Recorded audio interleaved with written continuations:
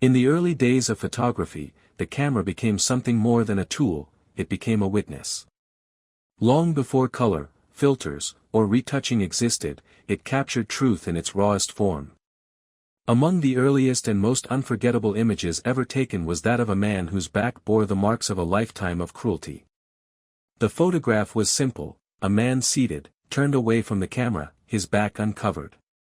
But across his skin were scars, deep, raised lines that told a story no words could ever truly express. At first glance, it was just an old photograph, faded and fragile. But when people saw it for the first time in the 1860s, it shattered illusions. This was not an abstract idea or a page from a history book, it was evidence, captured on glass and paper, of what human beings had endured. That single image spread faster than any speech or pamphlet, forcing people to confront what they had tried to ignore.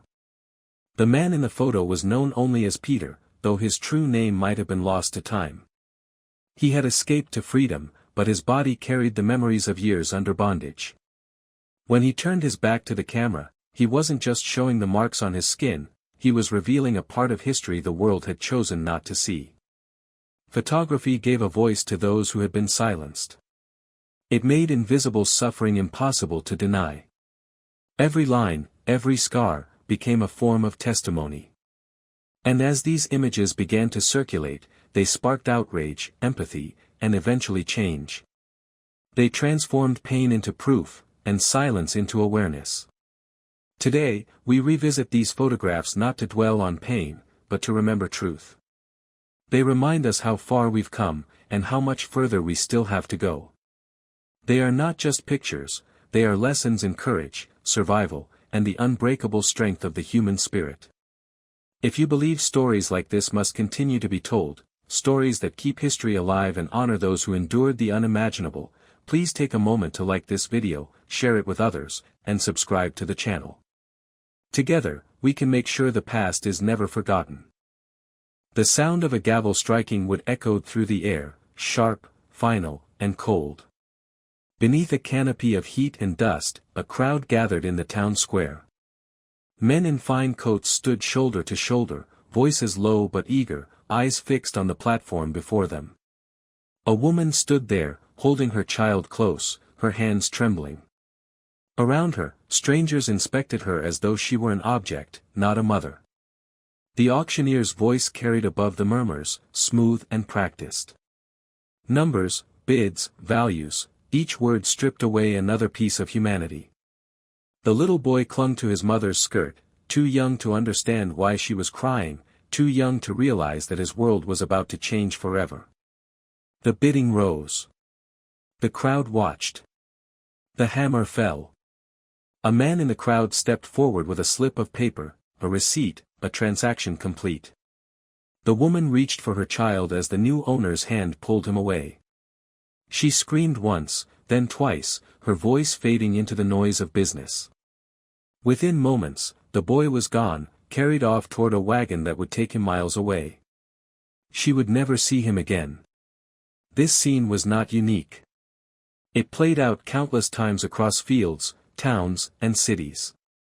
Families torn apart, not by war or disease, but by commerce, by the cruel arithmetic of value and demand. Husbands separated from wives, sisters from brothers, children sold before they could even remember the faces of their parents. For many, the memory of that moment became a wound that never healed.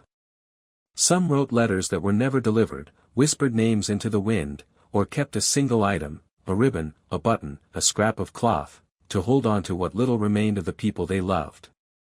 Generations later, descendants would speak of the ones we lost, without knowing their names, only that love had been interrupted and scattered like ashes. Artists and writers who came after tried to capture these stories in paint and prose, but no words could ever fully convey the silence that followed those auctions, the quiet of mothers who had no tears left, the empty nights of fathers who had no one to call home. The tragedy was not just in the separation itself, but in the deliberate breaking of the most sacred human bond, the bond of family. And yet, even in the midst of that darkness, there was resilience. Many who were separated carried their families' names in their hearts, passing them to their children, keeping memories alive through songs, prayers, and whispered stories. Some found their way back years later, walking miles to reunite with the people from whom they had been torn. Their determination became a silent rebellion against the idea that love could be sold or forgotten. The photographs and records that survive today remind us of those lost families. Faded faces, handwritten bills of sale, fragments of letters, each piece is a reminder that these were real people, not statistics, not shadows. Their stories continue to echo, teaching us about endurance, hope, and the strength it takes to survive heartbreak and still choose to believe in love. In a dimly lit workshop, the sound of hammer against iron echoed through the air. Sparks leapt from the anvil, lighting up the face of the blacksmith, a man forging not a tool for work or a weapon for war, but an instrument of silence. The metal was shaped carefully, curved and locked into form, cold, heavy, and merciless. By the time it cooled, it was no longer just iron. It had become a symbol of control, designed to erase voice, dignity, and self. Those who were forced to wear such devices carried more than physical pain. They carried the weight of humiliation, a message that their words, their thoughts, even their humanity were not their own. The iron muzzle was fastened across the mouth, its bars restricting speech, its weight pressing against the skin. It did not only silence the voice, it silenced identity. The person behind the mask became invisible, a shadow, a number, a name erased by metal. For those who witnessed it, the sight was unforgettable. Some turned away, unable to bear the image. Others stared, hardened by the world they had accepted as normal. But for the person behind the iron, each breath became a battle. Every moment was a reminder that they were being forced to live without the most basic human freedom, the freedom to speak, to express, to exist as more than property. The collars, too, were built for domination. Thick iron rings fitted around the neck, often with protruding spikes or bells that announced movement. There was no hiding, no rest, no relief. Each sound the collar made was a cruel reminder that control reached even into silence. For those who wore them, it wasn't just the body that suffered, it was the spirit. Yet, within that suffering, many found ways to endure, to remember who they truly were beneath the weight of iron and shame. Branding, the act of marking the skin, left a scar that time could never erase. It was meant to claim ownership, to strip away identity and replace it with a symbol of belonging to someone else. But for those who bore those marks, the scars became something more, a hidden record of survival. Behind each mark was a story, a life that refused to be completely destroyed. And yet, through all of this, there were still moments of defiance. A glance that met the overseer's eyes without fear. A whispered song shared under the stars when the world was quiet. A prayer uttered through cracked lips, reminding the heavens that the human spirit could not be silenced forever. These iron tools were meant to suppress individuality, but in the end, they revealed something deeper, the unbreakable resilience of those who wore them.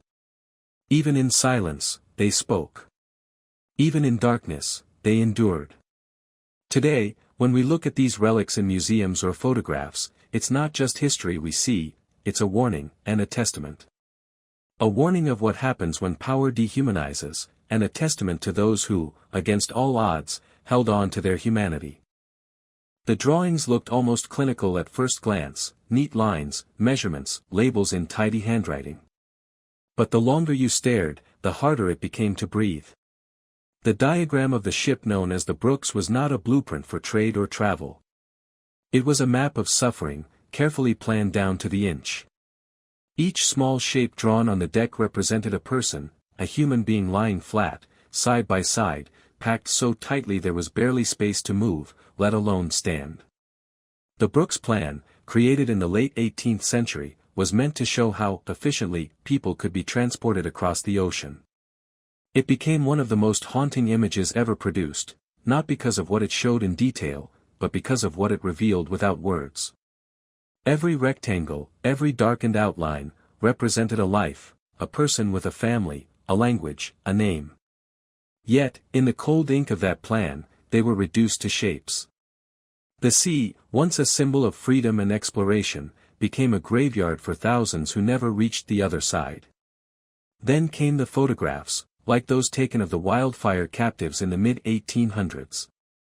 When the ship was intercepted off the coast of Cuba, hundreds of people were found on board, weakened and terrified. The images that followed captured them sitting in rows, eyes vacant, bodies frail. There was no posing, no performance, only exhaustion. The photographs revealed the devastating human cost of a system that treated people as cargo. For the first time, the world could see what words had struggled to describe. The smell, the heat, the darkness below deck could not be captured by a camera, but the faces told enough. Behind every gaze was a story, of homes left behind, of storms survived, of prayers whispered into the waves. Many who boarded these ships never made it to land again. Disease, starvation, and despair claimed them long before the horizon appeared. Those who survived the journey carried its memory forever. Some spoke of the endless sound of the ocean, the chains that rattled with every movement, the silence that followed when another soul was gone. The ocean itself seemed to mourn them, carrying their stories beneath its surface, where they still rest today. Artists, historians, and descendants have revisited these diagrams and photos for generations, not as relics of cruelty, but as warnings. The Brooks Plan was meant to justify profit, instead, it became proof of inhumanity. The wildfire photographs were meant to document an event, instead, they forced the world to see the truth. Even in their suffering, those captured and transported across the sea carried with them something that could not be taken, the strength to endure, to adapt, to rebuild. Their survival became the foundation of countless generations, their stories woven into the history of nations across continents. When we look at these images today, we do so not to dwell on pain, but to remember the resilience of the human spirit. The ocean that once separated worlds now connects them through remembrance. The sun rose over the fields long before the day truly began. Its light touched rows of sugarcane that stretched endlessly toward the horizon, each stalk whispering in the wind. The air was thick with heat, the kind that clung to the skin and made every breath heavy. In the distance, the rhythmic sound of labor echoed, the scraping of blades, the thud of tools against soil, the faint hum of voices bound together by endurance. This was life on the plantations, in the American South, the Caribbean islands, and deep within colonial territories like the Congo. Each place had its own landscape, its own language, its own overseers. Yet the story was the same, endless labor, from sunrise to sunset, under conditions that pushed the human body to its limit. The land itself seemed to demand everything from those who worked it, and it gave nothing in return but exhaustion. In the sugarcane fields of the Caribbean, the work was relentless. The cane, tall and sharp-edged, sliced the hands and arms of those who cut it. The air smelled of molasses and smoke, a mixture of sweetness and decay. When night finally came, the fires of the mills still burned, massive iron rollers crushing the cane into juice, the air filled with steam and ash. It was said that the sound of those mills never stopped, that they ran as long as there were hands to feed them. Across the ocean, in the cotton plantations of the American South, the rhythm was different but no less brutal. Rows upon rows of white bulls shimmered under the sun, a sight that looked peaceful from afar. But up close, it was a battlefield of endurance. The fields stretched so wide that they seemed to swallow the sky. Every motion was watched, every pause noticed. The work did not end when the baskets were full, there were weights to meet, punishments for those who fell short, and no mercy for the weary. Farther still, in the heart of Central Africa, colonial powers sought new ways to extract wealth from the land. In the Congo, men, women, and children were forced to gather rubber and ivory under orders that came from distant capitals. The forests that had once been places of life and ritual became sites of fear. Each tree, each river, each path held memories of voices silenced in the pursuit of profit. The cruelty was not confined by borders. Ships carried goods and people across oceans, linking continents through trade that depended on suffering. The same sugar that sweetened tea in London, the same cotton that filled factories in New England, the same rubber that powered European industries, all were born from the same system of exploitation. The world prospered on the labor of those who had no freedom, their pain hidden behind the comfort of progress. Yet even in the harshest conditions, there were moments of quiet resistance. Songs hummed in the fields carried stories of home and hope. Small acts, a shared meal, a whispered prayer, a fleeting smile, became ways to remember humanity in a world determined to erase it. The spirit that endured in the plantations and colonies refused to vanish, it transformed into strength, into culture, into survival. The plantations and colonial outposts may have been separated by oceans, but together they formed a single, global story, one that revealed how deeply human greed could reach and how astonishingly strong the human spirit could remain in the face of it. Night fell heavy over the Atlantic, the waves whispering against the hull of a ship called La Amistad. The sea was calm, but beneath its stillness, something powerful was stirring. Below deck, a group of men, taken from their homeland, stripped of freedom, and bound in chains, exchanged glances that spoke louder than words. They had been forced onto this vessel, destined for a life of suffering. But tonight, they would decide their own fate. As the moonlight broke through the clouds, the silence was shattered. The clinking of chains turned into the sound of defiance. Using whatever they could find, nails, tools, their own strength, they rose against their captors. The ship that once carried despair now became a vessel of rebellion. At its heart was a man named Sengbi P., known later as Joseph Sink, whose courage would echo through centuries. Under his lead, the captives took control of La Amistad, their cries for freedom carried across the waves. They did not fight merely to survive, they fought to reclaim their humanity.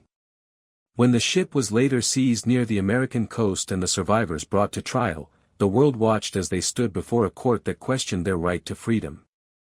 Their words, spoken through translators, were simple yet unshakable: they had been stolen, not bought, they were human beings, not property. Against all odds, the court ruled in their favor. The Amistad survivors were free. It was a victory not just of law, but of spirit, a reminder that even when bound, the will to resist could never be silenced. But the Amistad revolt was only one wave in a far greater storm.